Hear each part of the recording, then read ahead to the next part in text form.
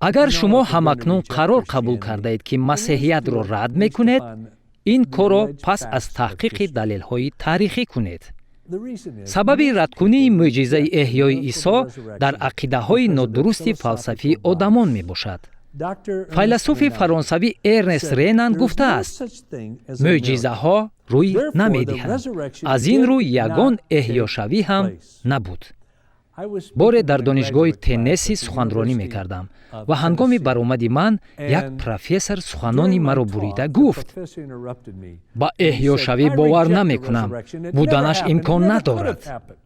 пурсидам: ҷаноб, барои он чунин фикр мекунед ки далелҳои тарихиро таҳқиқ кардаеду беэътимодии онҳоро пайдо кардаед, ё ки гап дар сари ақидаҳои нодурусти шумост ки мегӯед мо дар як сохти даврудавр пӯшидае зиндагонӣ мекунем ки дар он худо наметавонад дахолат кунад ва аз ин рӯ ҳама чиз дар олам бояд шарҳи табиӣ дошта бошад. ин профессор ростқавл буд. дар пеши ҳамаи шунавандагон гуфт: ҳамаи гап дар сари ақидаҳои ман аст. ҳеҷ гуна далелҳои эҳёшавиро таҳқиқ накардаам. ана чӣ ҳақиқат аст нисбати аксарияти одамон, гарчанде ки инро дарк намекунанд. шахсан ман ҳақиқатро кофтков кардан мехостам ки он тарафдори масеҳият аст ё ки не. агар бошад, онро пайравӣ мекунам, набошад, рад мекунам.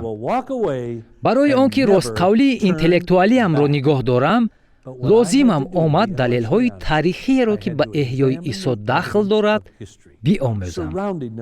ҳамаи ин далелҳои тарихиро омӯхта ба хулосаи зерин омадам. рӯзи сеюм қабре ки дар он Исо дафн карда шуда буд, холӣ буд ва дар муддати 40 рӯз, чӣ тавре ки худи шогирдон навиштаанд, Исо бо бисёр далелҳои дуруст ба шогирдони худ зоҳир шуда буд. ӯ аз мурдагон эҳьё шуд. ман инро бо омӯхтани таърих фаҳмидам.